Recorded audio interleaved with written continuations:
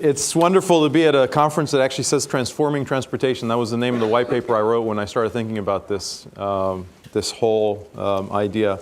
The idea came up as part of two questions that I got asked within a span of about 2 months. So as Tom said, I was asked in middle 2005, do I want to be the next CEO at SAP?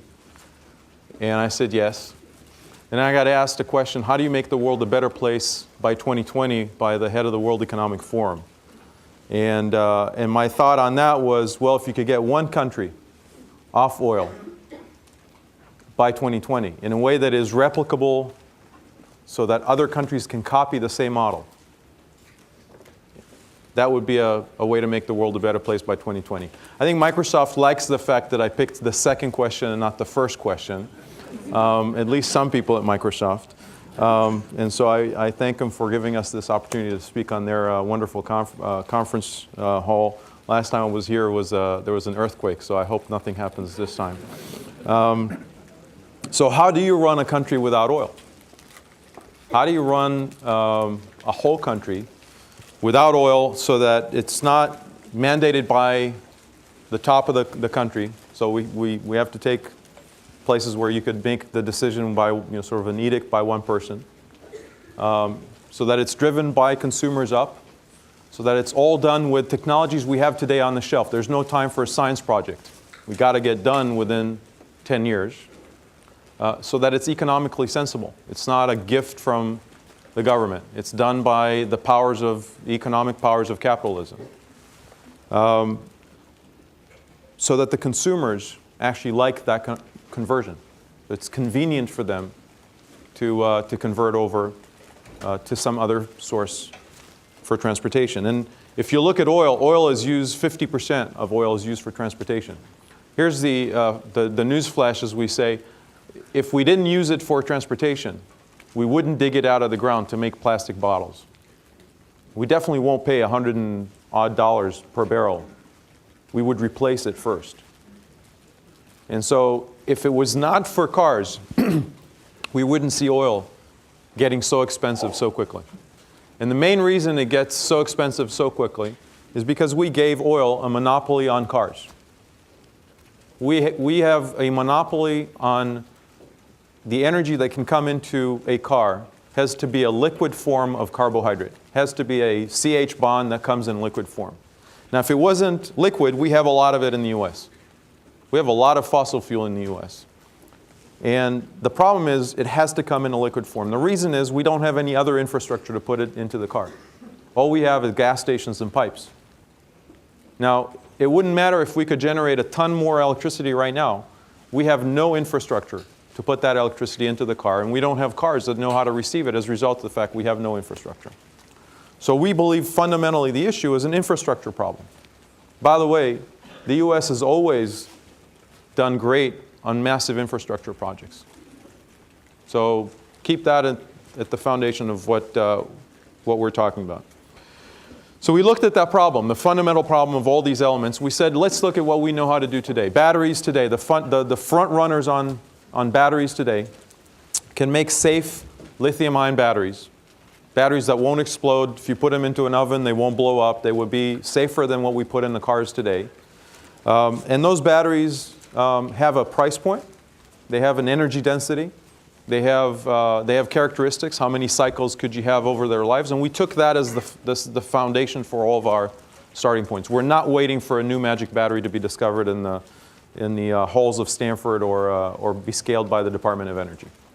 That battery today with convenient cars, with 5-seater cars that can drive as fast as we drive today on our freeways, would take you roughly about 100 to 120 miles. That's what we know how to do today. So how do you make a car which has a 120-mile electric tank convenient for the consumer? And the thought process is to put an infrastructure in the ground that would actually allow you to charge your car every time you would be able to stop. So every time you stop for normal course of the day, you go home, you plug, you go to work, you plug, you go to downtown, you plug, you go to lunch, you go to a movie, you plug. What would that mean? It means a massive extension cord across the country. It means effectively a smart charge spot in every one of those locations. That smartness, by the way, is not very expensive smartness. All it means is it's identifiable spot. And what we do is we put those spots in the ground. That gives me the ability to tell you that I can do some interesting magic. Every time you're going to go into your car, it will be topped off to that kind of 120-mile range, 100 to 120-mile range. So that's the first part of the infrastructure. That takes care of normal course of the day. Because if somebody drives more than 100 miles every day to work, they would either change their place of work or they would change the place where they live. So the normal drive, your normal day-to-day drive, will be covered. But we still need to cover for the exception. The exception is when I go to another location where there was no plug, I couldn't plug, and I need to come back home, and the battery range is no good for me. Or I decided to go on the road trip. I decide to go down the 5 all the way out to 300, 400, 500 miles. And I do that every once in a while. Now, if we asked you, as we did in the past with electric cars, to stop every hour for, who knows, an hour or 2 hours to wait for the battery to charge. If we found the magic charging spot and the magic battery that would charge in 20 minutes, it would still not be convenient. If you had to stop for 20 minutes every hour and a half, hour and a half, that's called a Greyhound bus. And so that's not a car. It's not convenient.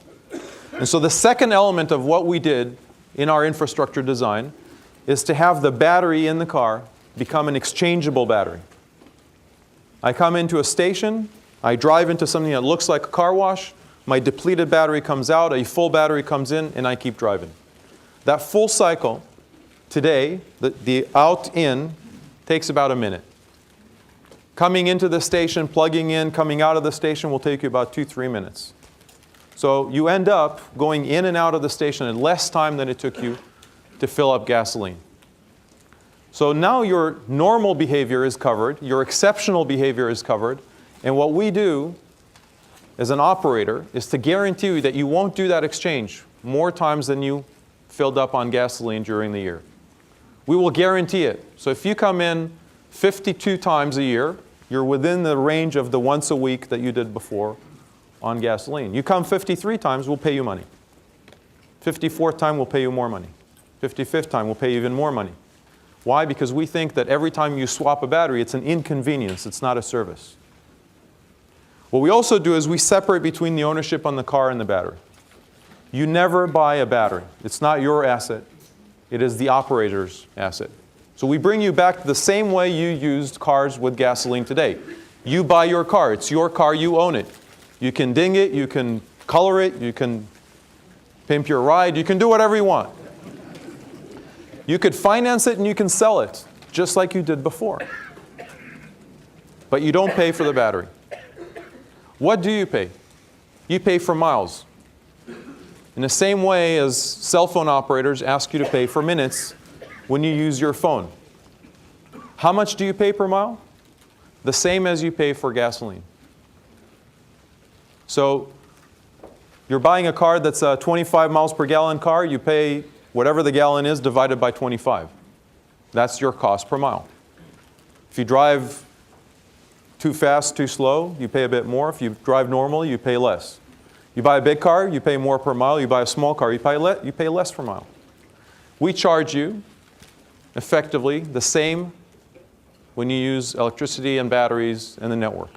We don't charge you for the electricity at home. We don't charge you for the electricity on the grid. We don't charge you for the battery, for the exchange, for the setup of the network. We charge you a per mile basis.